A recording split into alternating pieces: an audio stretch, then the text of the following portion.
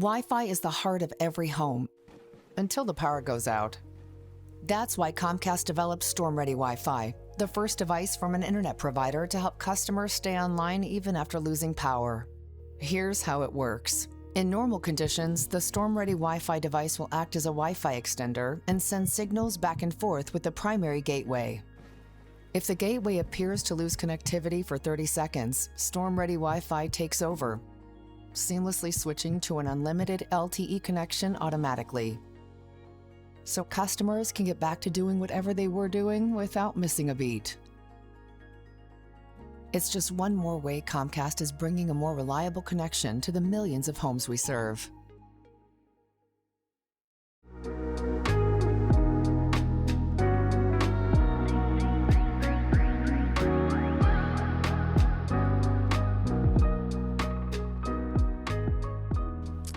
Hi, everyone. Welcome to our November Civic Cocktail in Case of Emergency. I am Alicia Crank, Executive Director, and I am looking forward to this very important topic. I've also called this Ladies' Night because our panel will be all women for those two panels. So give it up for that. I want to thank our premier partner for Civic Cocktail, which is Comcast. I also want to thank Bermudez Media, our production team, as well as the City Club staff and volunteers. So with that, let's get started. I have these two wonderful women with me, and I'd like to have people introduce themselves because I always miss something about their titles or what important work that you're doing. So let us start with Curry. So good evening, everyone. I'm also very happy to see you. I love that we can be in the same space together, and I could talk about emergency management or preparedness for hours, which we won't do because you would get bored at some point. I work for the City of Seattle. I'm the Director of Emergency Management. I've been in Washington not quite 6 years. Prior to that, I spent over 20 years in California emergency management, which just means that you get lots of experience with disasters because they have disasters there all the time. I spent a little time on the East Coast in Washington, D.C., working for a contractor that had a number of government contracts. But I love Washington, would not be anywhere else.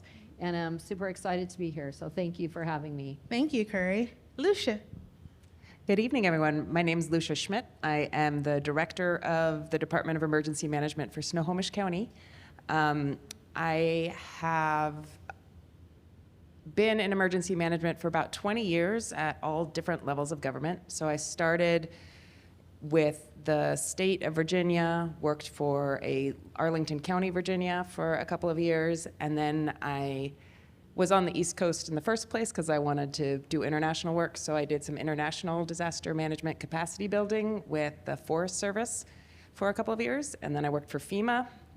And then my family's from California, my husband's from Oregon, so we wanted to get back west.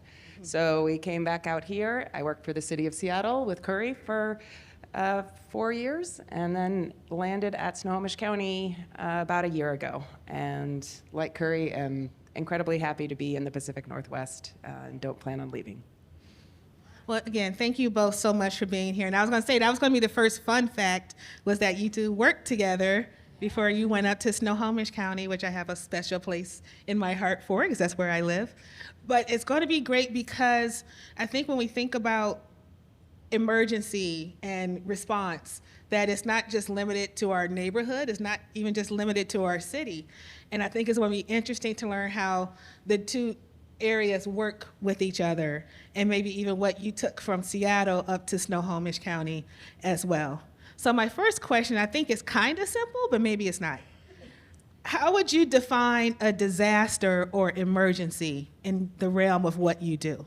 I'll jump in first, and I think, so the key words there are in the realm of what we do, because, you know, an emergency is different depending on your perspective. If I get in a car accident, that is an emergency for me. It doesn't rise to the level of the Office of Emergency Management. If my house burns down, or even my house and my neighbors on either side burns down, again, that is a personal and family emergency. It's not rising to the level of of Office of Emergency Management. So where our offices get involved is when the response is larger than a single government organization. So it's not just the fire department can arrive and put the fire out. It's not even the fire department and the arrives to put the fire out and the police set up the cordons and the public works, turns off the utilities. That's all kind of routine coordination that they do on a day-to-day basis. Our offices become involved when it's bigger than that and it's unusual and they don't know who to call. And then I guess in that sense, we're kind of like the Ghostbusters and you call us. And then we just help put them in touch with usually the right person. We very rarely have the answers ourselves, but our job is to know the people who do. We tend to think why they don't call us the Office of Disaster Management, I'm not sure, because we do think of emergencies as more localized. And even something a little bit bigger that maybe impacts a whole neighborhood is usually something that one or two disciplines like fire and police can handle on their own. I think really one of the special things though about emergency management is that we know a little bit about a lot of different disciplines. So we know who are the people that need to come together to solve a problem. Once in a while we have the answer ourselves, but really our success is knowing all those little bits about different agencies and bringing the right people together that know different aspects of whatever has impacted a community or a city, and then they can problem solve and figure out how to best help people that are impacted by the larger event. Yeah. I like to, my little elevator pitch for emergency management is that we bring people together to solve problems that will reduce suffering after disasters. And so we do that before disasters occur, we do that during disasters, and then we do it afterwards during the cleanup.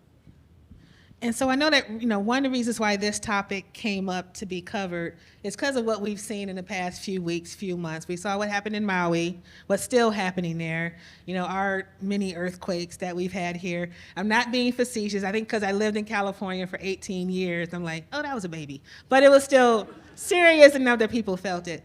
So that's why we wanted to talk about this. But when you think about those incidents, there's two sides, right? There's preparedness, then there's response. So could each of you talk about the difference between disaster response and disaster preparedness? So what happens in response and how successful it is dependent on everything that's done prior to that. So the response part is where people get rescued, somebody comes because people are trapped or tell you that you need to evacuate, or so the fire department, law enforcement, public works, somebody is coming in response to some event that has impacted the community. But how well that response happens depends on all these things that happen prior to that. So the response is the sexy part that's on TV where you see people get rescued and all that. But the preparedness piece and mitigation even, so efforts that reduce the impact of something is going to happen is mitigation. Depends on how well and how many people will have to be rescued during response. So if you're prepared and can stay in your home for a while, if there's an earthquake and your house is still safe, no one's injured, if you have supplies and can be on your own for a while, you are lessening the impact and lessening who has to be rescued post-event. So preparedness are all those things you do to get ready for the hazards are likely to happen where you live or work, and actually lessens the impact of those hazards because you're in good shape prior to that event happening. Yeah, I think that covered it really well. I guess the only thing that I would add to that is just like, you don't want a paramedic rolling up while you're bleeding to be pulling out the manual and figuring out how to stop the bleed, right?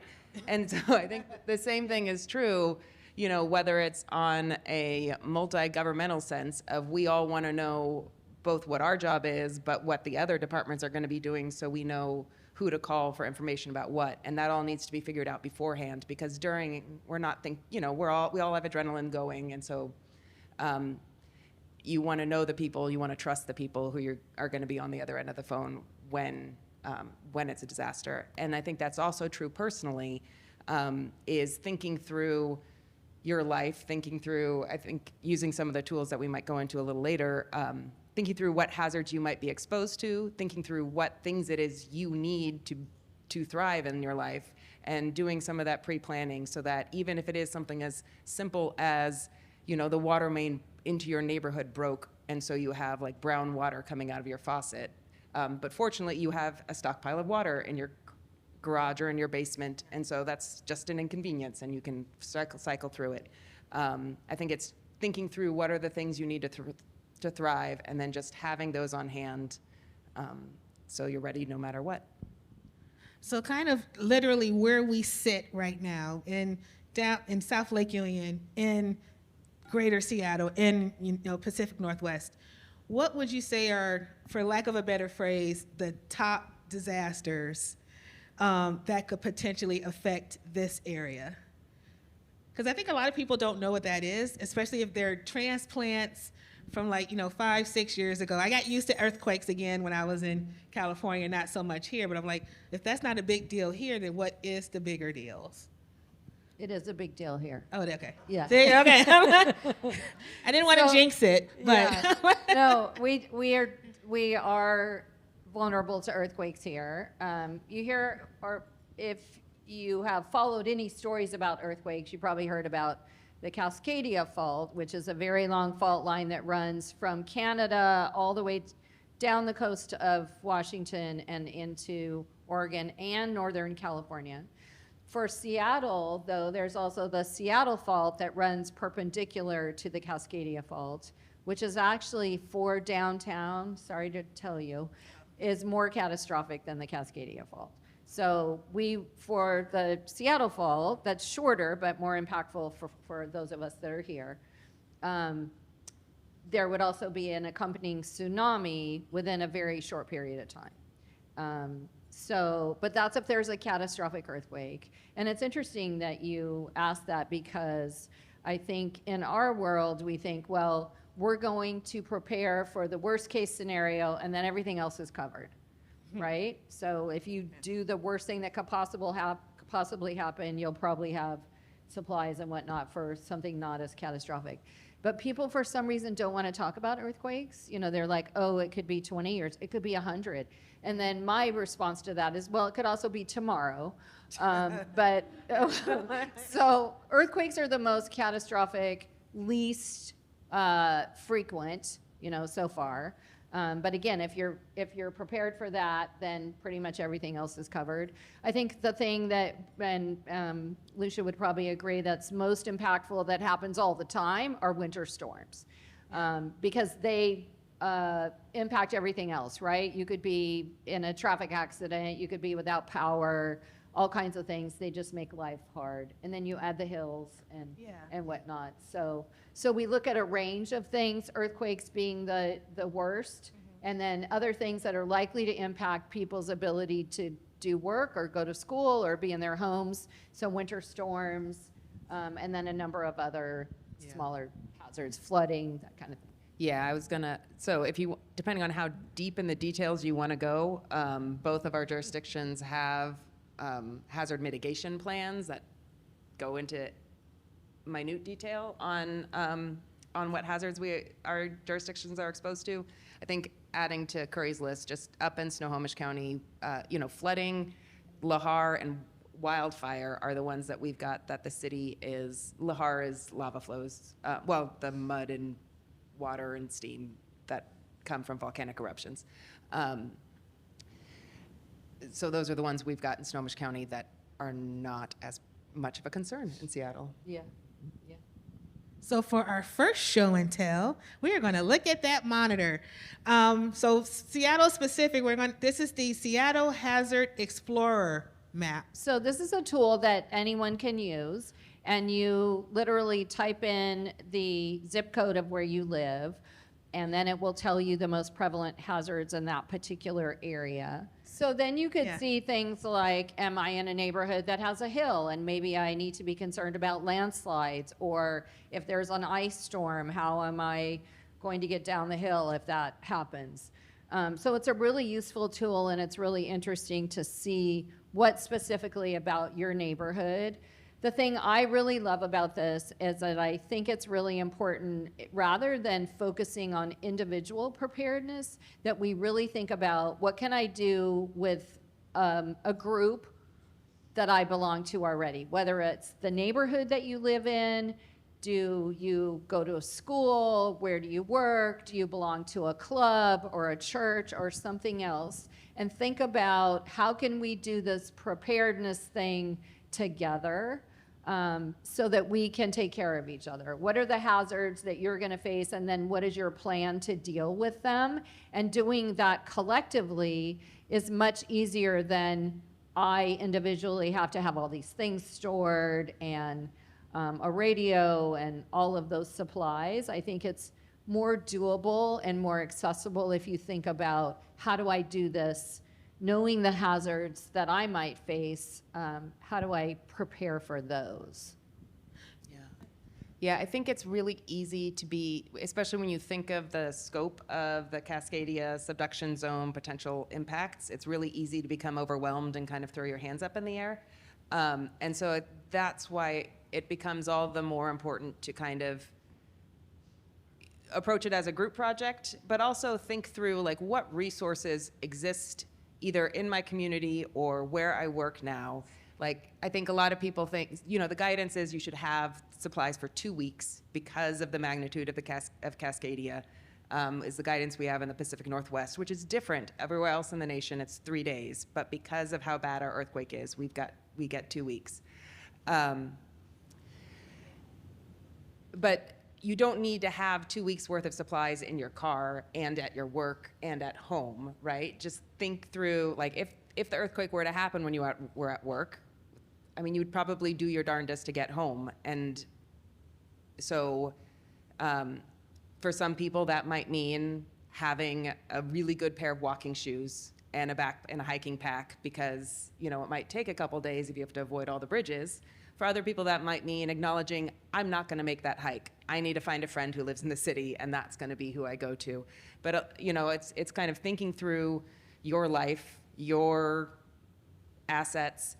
You know, if you live next to a river, you don't necessarily need to stockpile 56 gallons of water in your basement for your four-person family. You just need to have a way of getting the water and cleaning the water. And so I think a lot of it is just thinking through what it means to you to be prepared and within your community.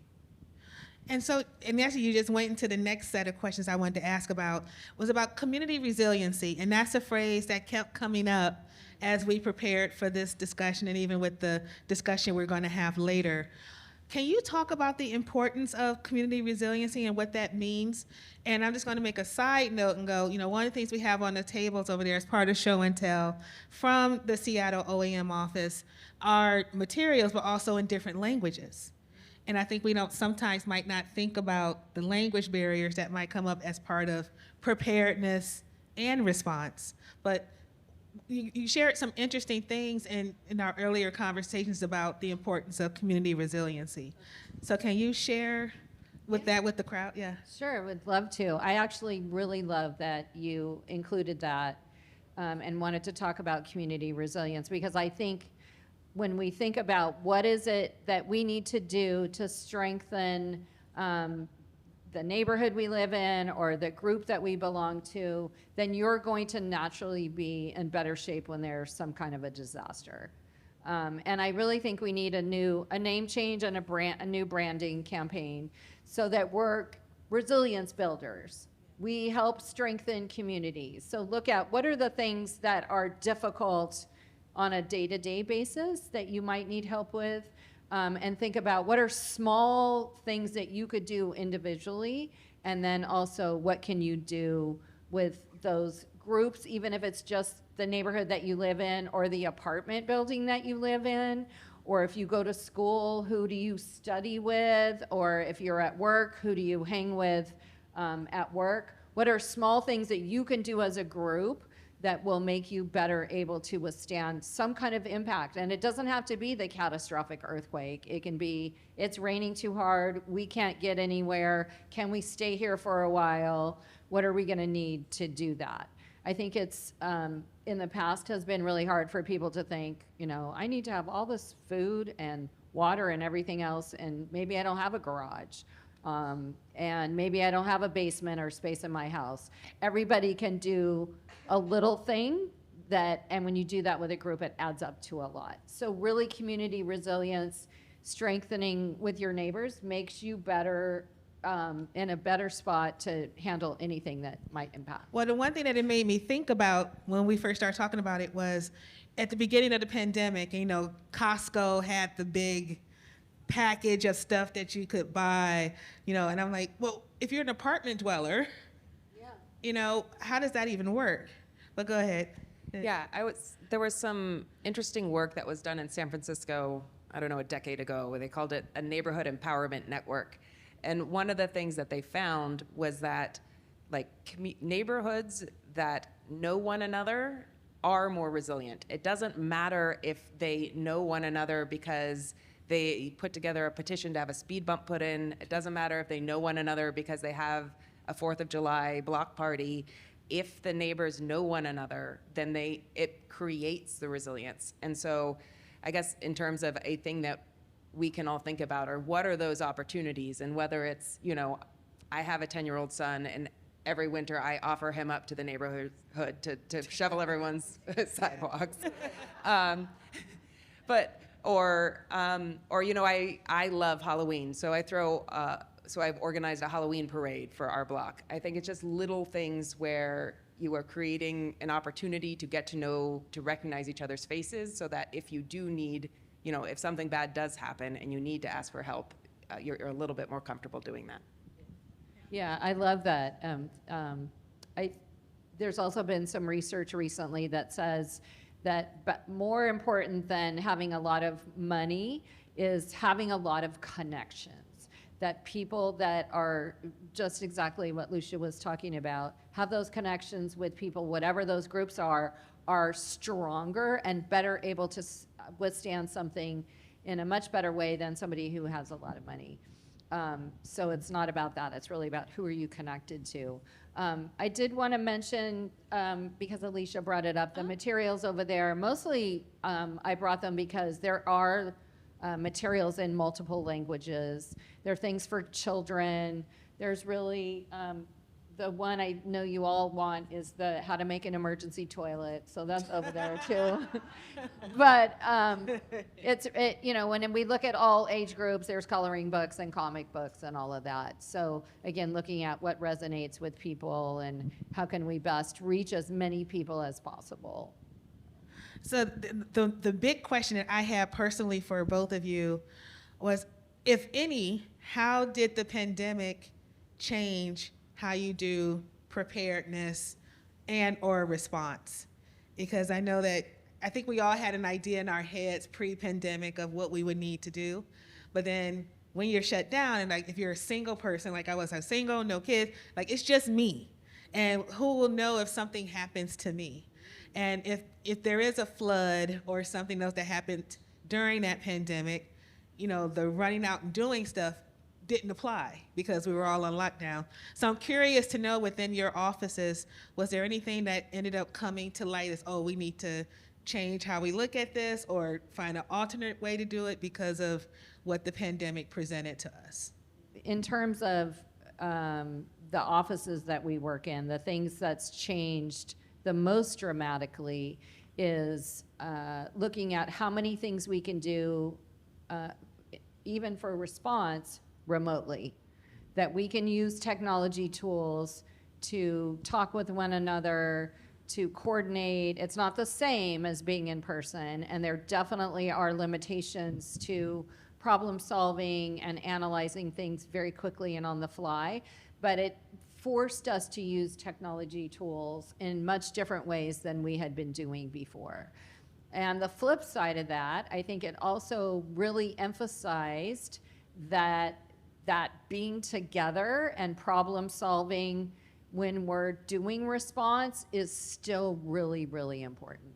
And if I'm in the same room with Lucia and we can problem solve or talk about something we need to do together to help people, I can do that really quickly, as opposed to if she's on Teams and I have to make a meeting with her or schedule something, there's a delay, and as you might imagine in a disaster, that makes a big difference. You know, just personally, I think, like you were saying, that you're by yourself and like, when is somebody going to check on me? I worried about that too. Like, I could, you know, be here for a long time and nobody would know that I'm not living anymore or something. So who are those groups that know to check on you, right? So she's famous, so I'm sure there were a lot of people that would have Social checked. media saved me, I will admit that. Right, but who knows, like, wow, we haven't heard from Alicia in a while. Even if it's online, then I need to go check. So it goes back to kind of that, who are your connections? I don't know that it really changed preparedness. Well, I think personally for me, I mean, we have known in emergency management, like case study after case study shows that disasters disproportionately impact people who are already further from centers of power. And then just getting to the earlier point of, you know, what is an emergency for one person is not necessarily an emergency for someone else. If my house floods and I have flooding insurance and a job that will allow me to take 2 weeks off to deal with the mess, it is an inconvenience, but it is not a disaster. If my house floods and I don't have that insurance and I don't have a nest egg and I don't have a job that will allow me to take it off, it is a life-changing event, right? And I think that's something that I think intellectually many of us in the field knew, but the pandemic just made it very obvious. Throughout that whole shutdown, you know, I had the privilege of, okay, I'm stuck at home. That just means I get, you know, my commute time I can now spend in the garden. For me, it was in many ways a good thing, that was not the case for people who didn't have outdoor space, for people who didn't have the social networks. And so I think it really shined a light on the fact that it's not, we don't do the emergency planning and then also at the end we do a little bit of extra thinking about what it means for the people who are less fortunate. We need to start there. And I think Seattle has a really cool regional project that they're leading now about how we can do that, balance the need to start with the people who need the help the most with the fact that those are the people who are least likely to have 2 weeks worth of water, right? Because like I said, for a family of 4, that's 56 gallons. And unless you have a garage, a very significant garage, nobody can have that much water stockpiled. So we'll take a couple of audience questions in just a moment, but I wanted to kind of piggyback off of what you just said again, which is, are there any unique scenarios here in Seattle, greater Seattle, that we prepare for that maybe other communities don't have to think about? I would say one of the things that we've done a lot of work regionally on over the last 5 years or so is what we're calling islands of resilience. So it's looking at the Cascadia subduction zone, looking at our transportation infrastructure and modeling what the impacts of that transportation infrastructure what the impacts of the earthquake would be on the transportation infrastructure, and identifying what islands will be created. So whether it's, a bridge is out or the road is impassable due to liquefaction, what are the places, the islands that have been created? And that has really allowed us to redefine what we mean by community when we do that community planning. As well as kind of focus our efforts and say, okay, we need to find community organizations in these islands. And it's work that I do want to emphasize is just starting, but it's also, I think it's a very helpful tool when we talk to our volunteer organizations, when we talk to the community, just to make sure that they are aware that those islands would happen in the big one. You can go to Snohomish County, I think it's Snohomish County Megaquake are the search terms that get you there, and then it shows you those islands for at least the county. A lot of them bleed over into King County. So kind of to piggyback on what Lucia said, those islands would be places that are cut off from each other. So, their bridge is impassable or you can't get out of one part of your neighborhood. So part of that project then is also looking at a couple of different things. You're going to hear about emergency hubs in a little bit, so I won't go into that because you'll get all the great details from the experts for that. But we're also looking at something called resilience hubs that will be for communities, and they'll be. We're doing workshops with communities to ask them, where do you think are the best locations for these centers that will have a place to meet, they'll have resources, they'll have power, they'll have a little bit of food, water, and whatnot. But there will also be places that communities can use all the time. So it's not just, oh, that building down the street that, I don't know, like 20 years ago and no one's used it. A place that people can gather and use on a regular basis, but also will serve in a disaster capacity. We also, for the city, have just developed something called workforce rally points, which are similar. You have that area that's cut off, you can't get to work, so where's a place that you can go as a city employee that's close to your home that are other other city employees, and there'll be communication there, and you can start working and helping the community without having to go to a work site. So those are super exciting and are what tagged on to what Lucia was talking. And a lot of what we're talking about and what they're referencing will be in the resource guide that you all get digitally, so you won't lose any of this. This is going to be great. Do we have any audience questions? Any? So Jackie, then over here. So I think something that we've seen a lot with climate change is that there's different kind of issues that normally cities like Seattle won't have to face. Like, we're getting more snow. In Chicago, I know when I used to live there, they had great infrastructure for that, but here we don't. So I'm wondering how cities or areas can prioritize what they put their resources towards when there's so many things that could happen, and that when there's more possibilities now. So I would say that a lot of it, and yes, I think kind of going back to the question about earthquakes and, oh, that was a baby earthquake by California standards, but the big difference in this area is that we haven't had as many of the baby earthquakes. So all of our brittle infrastructure has been allowed to sustain. And so a lot of what we do is, and then you add on extreme heat. Most of our buildings around here were built to retain heat, and they don't have the air conditioning.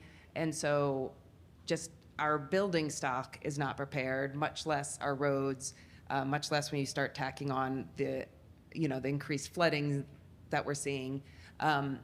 It all does compound.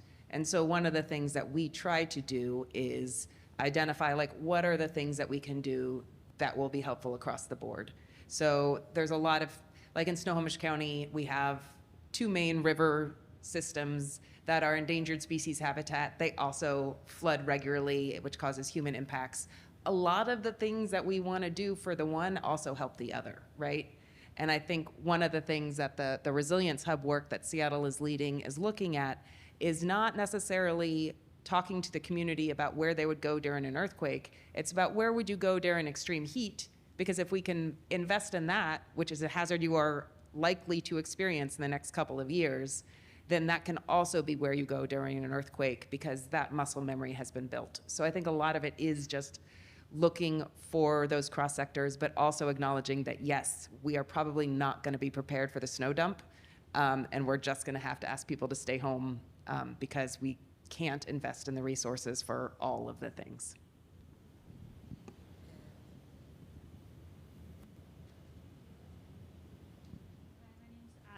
Hello, hi, my name's Alex. I just had a question out of curiosity. I know we've talked about a lot of disaster preparedness and response, and I know when there's like extreme heat events or extreme cold events, I get notifications on my phone. Is that something that your emergency management department is responsible for? Or is that like something, another government body's responsibility? Yeah, I'm so glad you asked that question. We have something in Seattle called Alert Seattle, and you do have to sign up for it. So you can go, there's little cards over there of how to sign up, and then you can pick what categories of things you want to be alerted for. So King County also has one, and Snohomish has an alerting. And the benefit, you should sign up for multiple. The benefit is, we all drive at places, right? So I might go shopping and I'm in Snohomish, and then I work in Seattle or doing something else. So, but the beauty is that you can you can even be alerted for things in a really small area. So there's that you have to sign up for. Then there's also a number of services that we use in emergency management that can alert people that may not have signed up for something. So you probably heard there's a federal or national emergency alert system that, when you get the annoying thing on your television or something else that you're listening to. We also have the ability to do what's called reverse 911. So we basically would take a map, dispatch would take a map and draw a circle around the area that you want to notify. Maybe there's something happening and it's really localized to a particular neighborhood. And then when you draw that circle and use that map, it would alert all the phones in that area, regardless of whether or not they live there, which is great because you could be doing that. I'm driving to Bellevue to shop or something, and you would get that alert. So we have a number of those systems. Yeah, we deploy ours slightly different in Snohomish County, which just has to do with how much patience our residents have for receiving government alerts. So the way that, we don't send out the, bad weather is coming alerts. We reserve ours for, essentially for the reverse 911 or the WIA. But the benefit of signing up for SNOCO alerts, which should be in the digital resource guide, is that what that does is it allows you to link your cell phone with a specific address, so that when we do those and you can link it with multiple addresses. So you can link your cell phone with your work, with your children's homes, with your children's schools, so that then when we do send out the reverse 911 to a geographic area, you would get the alert. So you would know if your daughter has been told to evacuate, and then you can call her up and say, you better get out. Because the number one person that people listen to when it comes to evacuations is, well, I want to say their mother, but really it's just people that they know. Yeah. You could say mom. Just the mom. Yes. Yeah, I'm going to call an audible because I'm thinking about this conversation, and again, there's so much entwined back into that community resilience piece.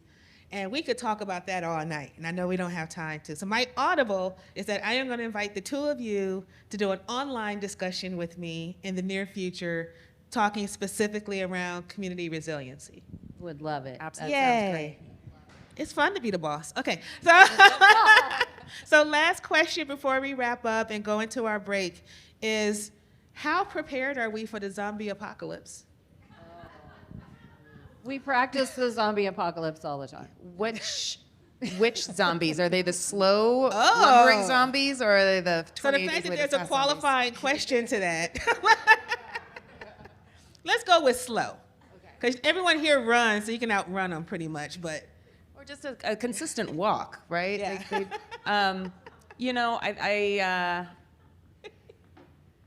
She has an answer. I love it. I don't think we have resources that are specific for the zombie apocalypse. I think that there would be a large learning curve before people acknowledge the problem was serious.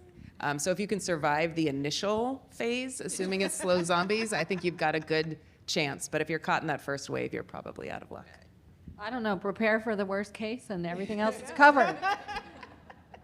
Curry, Lucia, thank you so much for being with us tonight. We're going to take a short, yes. So we're going to take a short break so you can ask them questions directly. You can also check out what's on the tables.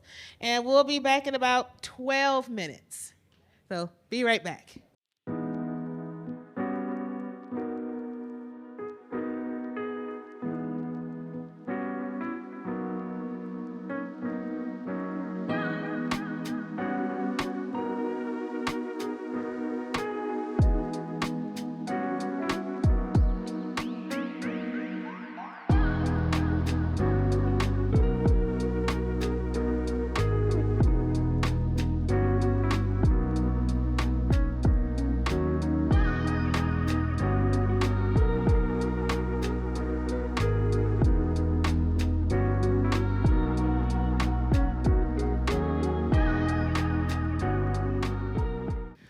And welcome back to our second segment on emergency preparedness and response. So we've already just heard from our other two speakers that talked about what it looks like from a city and a regional level and the importance of community resiliency, and we'll continue that part of the conversation. But now we're going to look at it from the individual perspective. So with me, I have these two fine young women as part of our ladies' night. So with that, introduce yourself. My name is Ann Forrest. I'm a full-time volunteer, and I work with the emergency communication hubs in Seattle. I'm a retired Navy nurse. I got here to Seattle about 9 years ago. Didn't realize I was in earthquake country for a moment or two, but when I did, really got interested in it. Earthquake preparedness, disaster preparedness is fascinating. It's technical, it's lots of computer stuff, it's community building, it's very, very interesting. So that's my history. Hey, Jamie. Hello, my name is Jamie Hill. I'm the disaster program manager for the Red Cross here in King County. I've been with the Red Cross for 13 years. The past 7 have been here in Seattle, and prior to that, I was in Eastern Washington. Been with disaster services the entire time. It's kind of where my heart is. And thankfully, I've been able to deploy to a number of larger scale disasters over the years. My first one was to the Alabama tornadoes in 2011. Wow. And most recently, I was actually in Maui for the wildfires there, and a number of other deployments in the middle of those two. I'm gonna ask you about that later. We got to talk about that. Okay. Well, welcome you two. So now we're going to get into a bit more show and tell. That was just a little bit in the beginning. So we're going to start with Ann and about the Seattle Emergency Hub. So we have a slide up already that talks about the pyramid. Can you walk us through the pyramid? Sure. It is shaped like a pyramid because after a disaster, most of what you're going to need, your household's going to need, should come from your household. Food, water, medication, shelter, sanitation, all that stuff is not, in a large enough disaster, it's not coming from anyone else. It should be in your home already. And then there's a lot of work, and the ladies up here before me talked a lot about what you can do with neighbors. And then I'm going to ask you to go one more click. So the top of this pyramid is a tiny little triangle, represents what the city can do for us. The definition of a disaster is that the city's normal, natural, organic resources are overwhelmed. So what you can expect to get from them, from the city, is pretty small because their requirements, their needs are so big. So that's the reason I love this pyramid, is it's not a top-down kind of thing. When there's a disaster, don't be looking to the government to get you out of it, especially if it's a large one. So we, the emergency communication hubs, fill that top center triangle, and we are getting communities to work together to support ourselves. So we are the help until help arrives. Our job starts on day 1 after a big disaster, and hopefully we're working ourselves out of a job by week 3 or 4 or 6 or 12 or whatever, just depends on the disaster. This is a slide from somewhere. People all over the globe stand up and help their neighbors after a disaster. Seattle's going to do the same thing that every other community in the entire world does. So we will support one another after a disaster. These are the sites within Seattle that are organized and unorganized. So we're all over the city of Seattle. We don't spread much beyond Seattle. Once a group of neighbors in a community has identified that they can't sit back and wait for resources, the cavalry to come in, that we have to be the help until help arrives. Once they've figured that out, they get organized, and folks like myself and my colleague Cindy Barker help them put together a kit, a box, metal box, it's locked, all that kind of stuff. And there's gear in there to help the community get organized. It's very low tech. It is paper and pencil and whiteboards and dry erase markers. We do a lot of things to help the community, like we organize volunteers.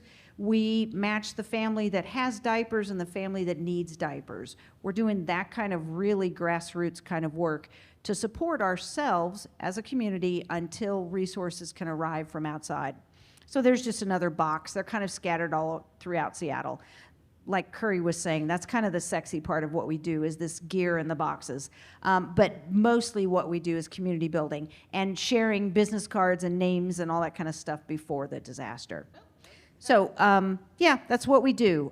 We are an all-volunteer organization. We work very closely with the city, but we are not directed or, we're not directed by the city. So it is all volunteers.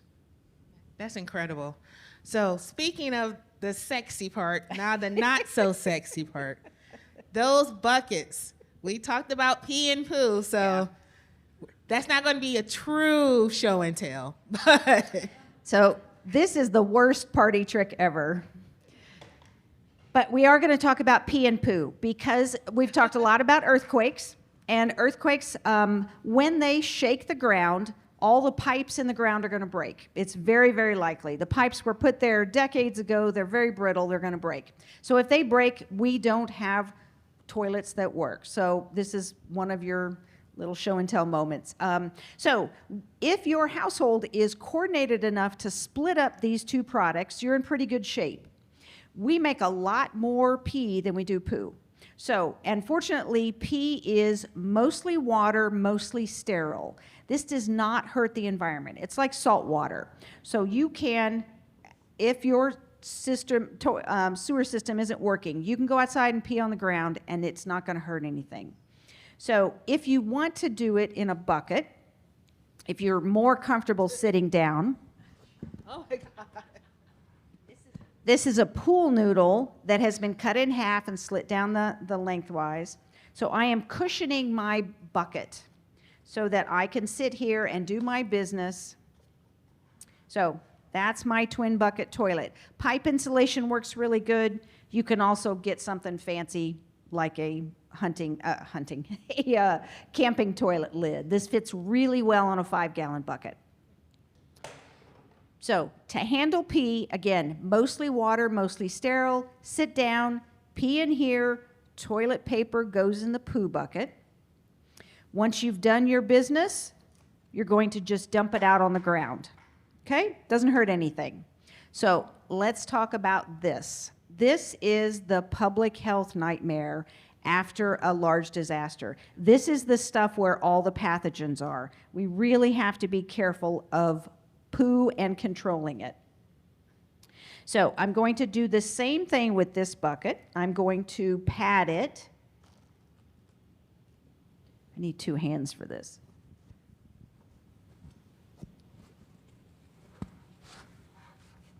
So again, pool noodle, the toilet lid is really fabulous, or pipe insulation. Something to cushion the edge of this. And then I have 2 plastic bags, and these are nothing fancy. These are not compostable or special at all. These are 13-gallon trash bags. I'm going to put 2 of them in my bucket.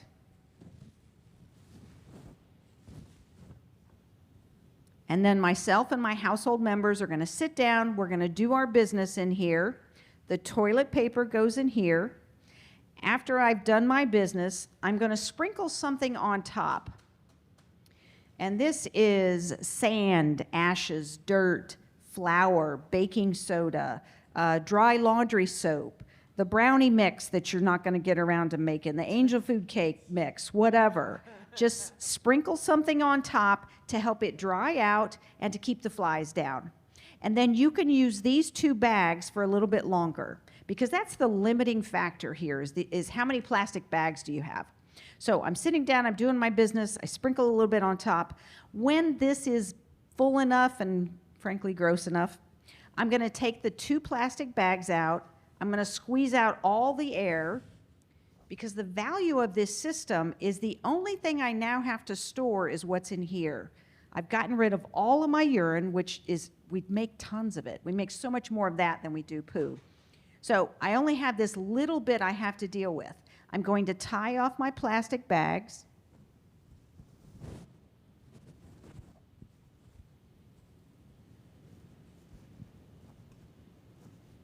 And I'm going to put this outside in a container safe from kids and rodents, and the city will pick it up eventually. That's their plan. Oh, You get the gist. There we go. So putting it outside, and I'm putting it in a bin outside that is labeled poo or poop or feces or whatever you want to call it, but everybody in my, let's say my block or my apartment building should probably use that same container, because we want all of this together and contained and labeled. Because when the city drives by and picks this up, they're going to treat it a little bit differently than they would normal trash. For one thing, we hope that they don't squish it in their trucks to try and get more in, because you don't want these plastic bags popping. Because again, this is where the pathogens are. This is the stuff we need to control.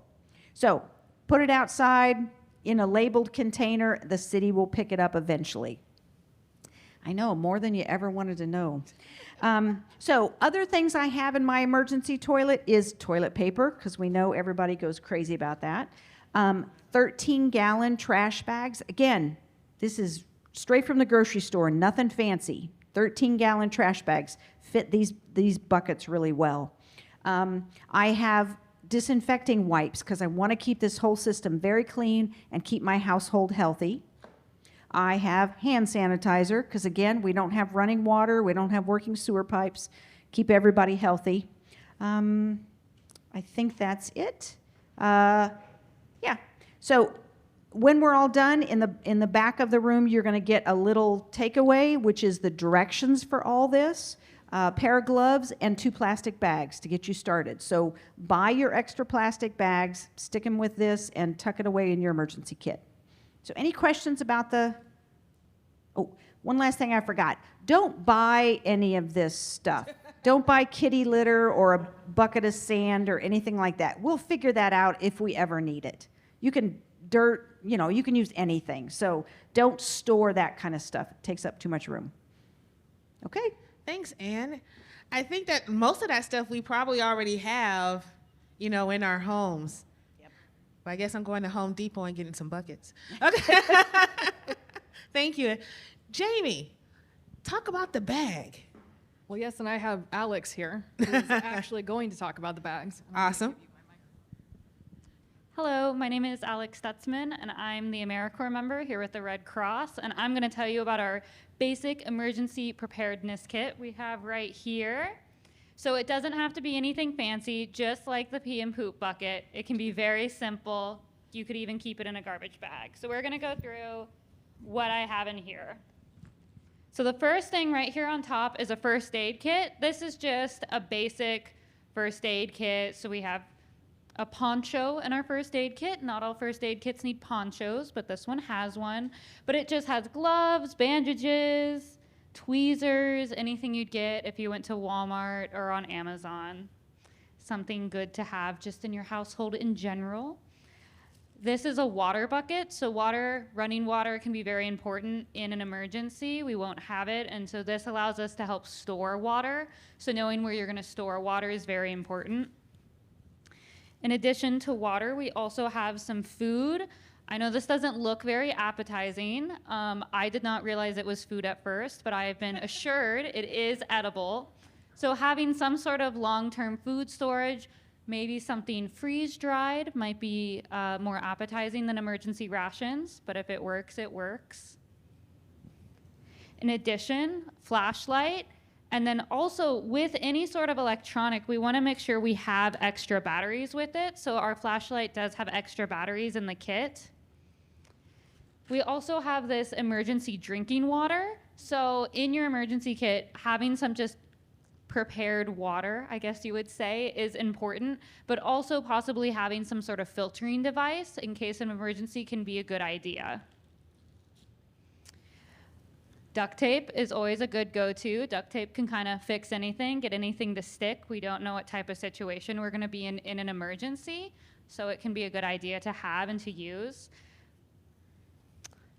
This is a comfort kit. Now, this might not be something you initially think you need in an emergency kit, but this can really help when things have been chaotic and you've been displaced. Having something that makes you feel a little more human, a little more at home. So in this kit, we have deodorant, we have facial wash, we have a towel, tissues, something that might not be life or death, but can really make you feel a lot better. One thing to consider is if you have small children, is to add something to your comfort kit, like maybe sock puppets or their favorite toy or a book, something like that, to really help a kid in an emergency when they don't know what's going on and how to process. We also have a very crumpled mask in this kit. Your mask, we don't recommend crumpled masks, but any mask will work to help. I'm sure we're all familiar with masks at this point. And then the last thing we have in our kit is just a radio, so we can see what's going on, hear what's going on in our community. And of course, with any electronic, we are going to want to have backup batteries with it. So this is quite a basic emergency kit, but that's all you need, is something to be basic. And even just coming here today and thinking about emergency preparedness, you're already taking the first step. So I will hand it back to Jamie now. So thank you for listening. Thank you. And so there are many different types of emergency kits that you can have. This is Yeah. one type. And this one probably is more suited for if you had to evacuate your home quickly, you can grab this and go. And there would be other additional items that you can add or take out. We do have calendars on the back table here. One of the things that we know is that sometimes needing to get all of the stuff for emergency kit can seem a bit daunting. So we've created a calendar to make it a little bit easier to figure out how over time you can get everything that you need. But also, a lot of these items you already have at your house, right? And so with most emergency kits, like when you're planning for 3 to 2 weeks, 3 days to 2 weeks, you have that stuff around your house. So maybe it's just about making sure you know where it is, that you can get it quickly, that the things that you would need to evacuate with are together in one location.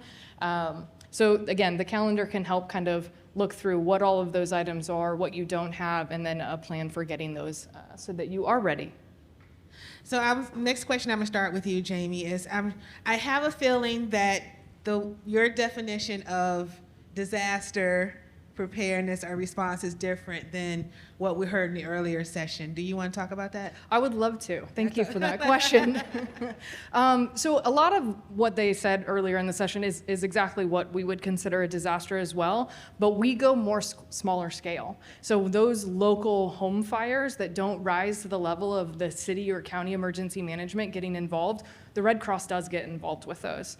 So we have something called disaster action teams, and we have relationships with the fire department and emergency management. So we get called out for that one person that was displaced by a fire. So the most common disaster that we respond to as the Red Cross, although you might see us on the news responding to hurricanes and floods and fires, it's the house fire. That is our most common disaster that we respond to. And one of the things when it comes to preparedness that we hear a lot is, well, that will never happen here, right? Oh, those earthquakes don't happen very often. It's not going to happen here. We don't have to worry about it happening to us. And I think we're forgetting about the most common disaster that does affect individuals, which is a home fire. And so having the kit and having the preparedness in place is important because we do respond to a lot of home fires on that individual or individual family level.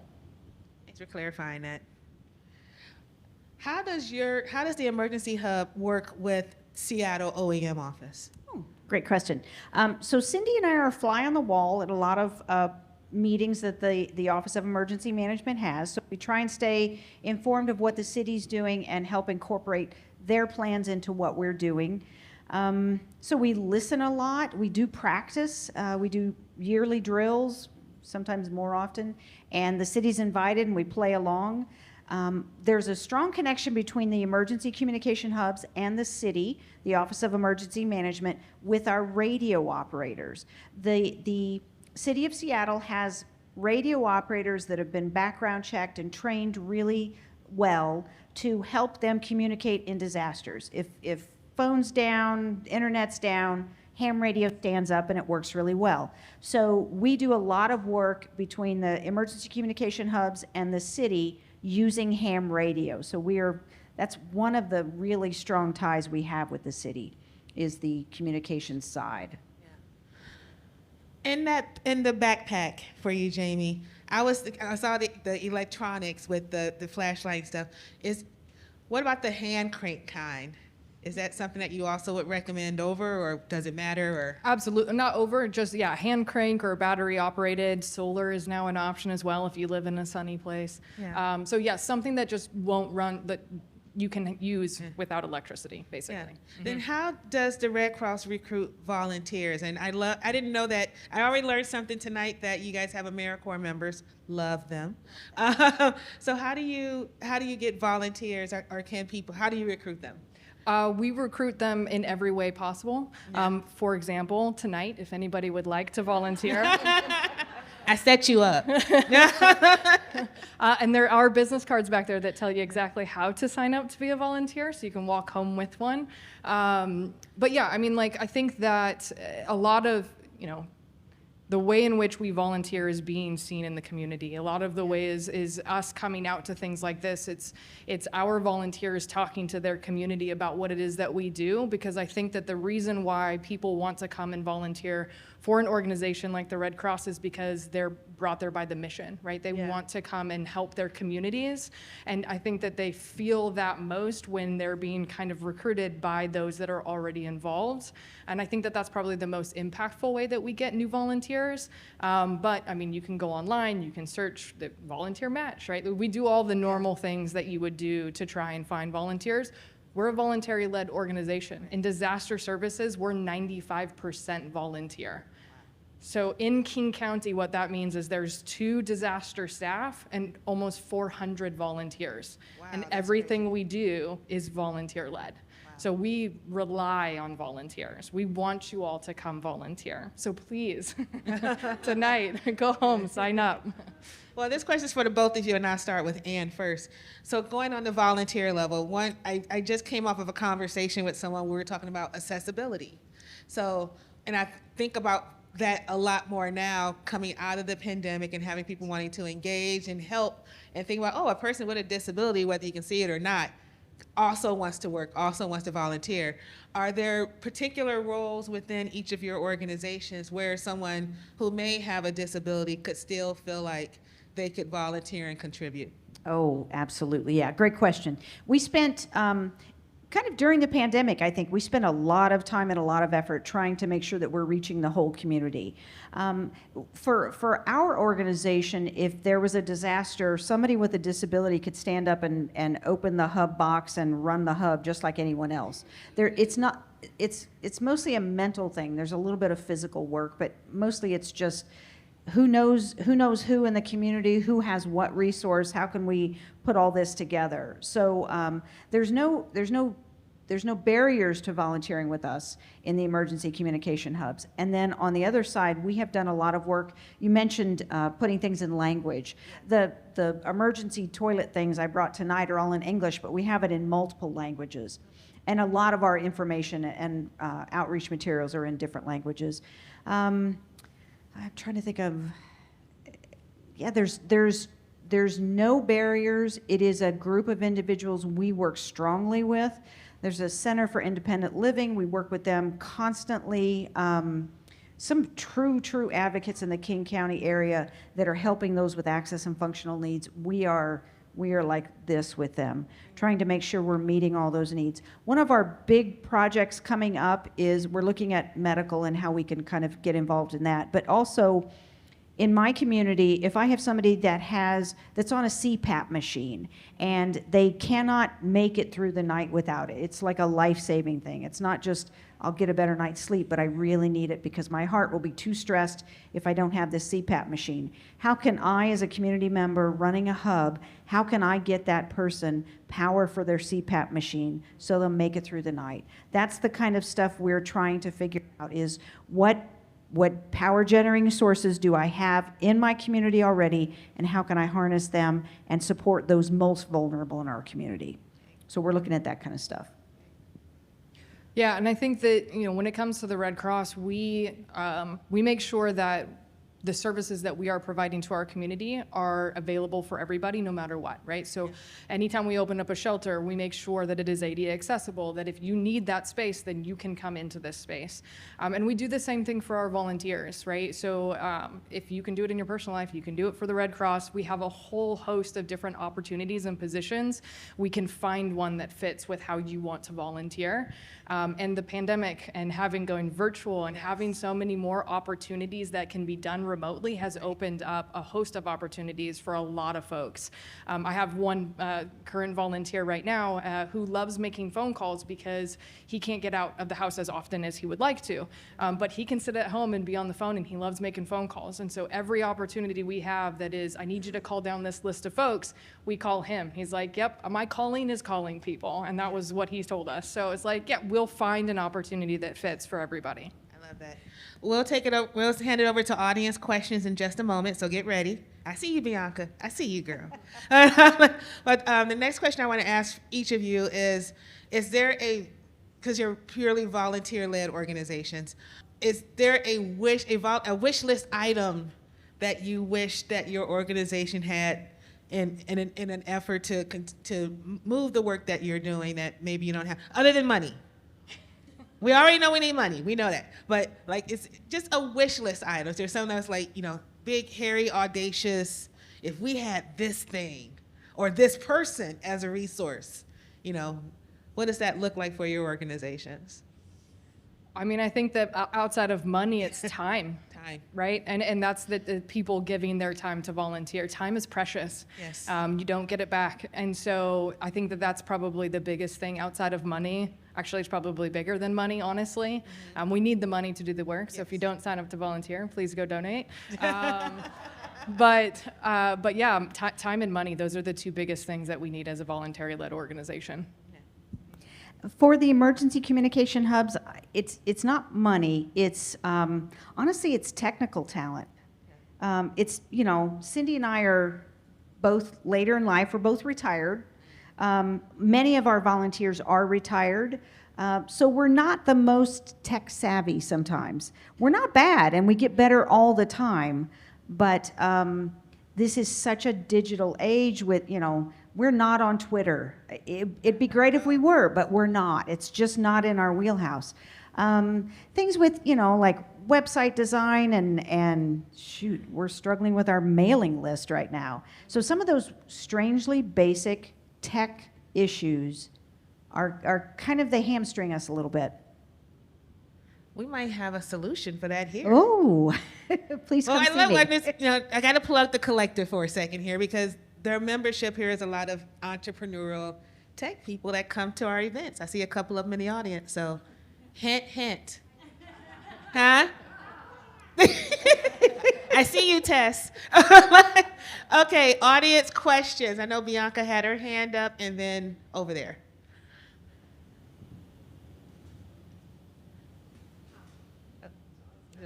Hello. Hi. Hey. Hi, Ann. How are you? So my question is kind of directed to you about the emergency hubs.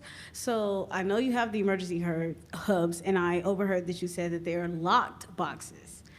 During the emergency, who would we contact, or how would we get those boxes unlocked in order to use those resources? Yeah, that's a great question. So a lot of folks ask that. How do I know if I'm supposed to stand up my hub? You will know if it's bad enough. And let me clarify. We don't stand up unless communications are down. If you can stay at home and Google questions and listen to the TV and get radio signal, I'm not standing out in my local park in the rain. So we only stand up when communications are down. The general track is, let's say there's a big disaster, a big earthquake. I'm going to take care of my household. I'm going to control my utilities in my household. I'm going to check on my neighbors, and then I'm going to walk to my park. I have a key. 12 other members in my community have a key for that box. They've all been trained on how the hub works. We open it up, we set it up, the neighbors start coming, and we start working together to help one another. What we will do after a large disaster as a community is what every community does. The hubs have figured out a way to jumpstart the process. We've got forms, we've got whiteboards, we've just thought through what we're going to need and we've put it in a box. Maybe one more over there. As far as after you go through some kind of event and you go through all your procedures and processes and the dust kind of settles, what is the process for evaluating how it worked and revisiting the plan? And how do we also take any learnings from our own local disasters and then like across the nation and then maybe globally of what large communities face? Do we incorporate that back? And then the second one related to that is there's huge focus on everything that went wrong, usually after a disaster, everything that was lost. I think there's some glimmers of hope that we see, but as far as like getting the news out there of what went right, like I feel like this could be a very thankless job that you're going in and helping and putting in a lot of effort, but is there a good way that that's communicated out and we can say like these processes like withheld through this huge event? So as far as your first question goes, internally to the Red Cross, every time we do a response to a disaster, depending on the size of it, so the larger the size, the more likelihood is that we do after action reports. So we go deep dive, what worked, what didn't, what can we do better next time? And then beyond the Red Cross, the city, the county, emergency management, they also do that. I kind of wish you guys were back up here as well, because they have processes in place to also take a look at how did we do this as a community, right? How did we as emergency management and all those partners that were involved in that response, and what did we do well? What could we do better next time? What worked, what didn't? So we do that individually in our different organizations that are doing response, but also larger scale with everybody else that was involved as well. So yes, we do have a way to kind of look back and say, how did we do? Can we do better next time? I'll talk briefly about the after action report. That's what it's called. We do drills every summer, a couple times a year. We always sit down afterwards. Well, we set goals. What do we want to accomplish with this drill? And then we meet as a group. The emergency communication hubs, we call them hub captains. We meet once a month. We talk about best practices. What is this hub doing that this one might want to know about? So there's a lot of sharing. Fortunately or unfortunately, we've never been tested. So we don't know if it'll work. I am 99% confident that it will, but we don't know for sure. And then my partner and I, Cindy and I, are constantly studying disasters in other areas and what worked and what didn't work. The radio folks are really good at looking at that as well, what worked and what didn't work. So we're constantly learning. I think we're going to be okay. All right. Oh, and then getting the good news out. That was your Yes, second good question. news, yeah. I do, actually. The way that we get our good news out is actually sitting over here in the audience. Her name is Betsy. She's our regional communications director in our region. So Betsy gets the good news out, and she celebrates our wins, and she makes sure that, that the community knows that we're here and what we did, right? And again, talking about how do we get volunteers, celebrating those wins sometimes is what makes people want to come back and volunteer for the organization as well. And Jamie, thank you so much for coming tonight. This has been so educational, and we got takeaways and giveaways and all these fun things. Can we give them a round of applause, please? So that will conclude our November Civic Cocktail. I advise everyone, please, when you get the follow-up email with the resource guide, there's chock full of great information in there. And also, share it out. Sharing is caring. Join us back here on December the 6th. It will be our year-end review. It's going to be a lot of fun, and tickets are already up for purchase. We're going to do a couple of fun things. One is that we're going to have a State of the County address from Doug Constantine. So the county executive will be here, and he will take some questions from the audience. And then we are going to have a year-end review panel that is moderated by Marcus Green. And we're going to have Shasti Conrad, who's the Washington State Dems chair. We'll also have John Scholes from the Downtown Seattle Association. And who am I forgetting, Jeff? Sam Cho, Port Commissioner here in Seattle. So it's going to be great. We're going to be back on the other side. We're going to do dinner and drinks and conversation. And And Alicia Washington. How can I forget Alicia? She's gonna hit me now. So, and Alicia Washington from the Seattle Foundation. So we're gonna have a great conversation with all of them involved. And again, I think it's just gonna be the best way to wrap up our year program. So thank you so much. I hope to see most of you and your friends and other people next month. And thank you for your continued support of Seattle City Club. Have a good night, everybody.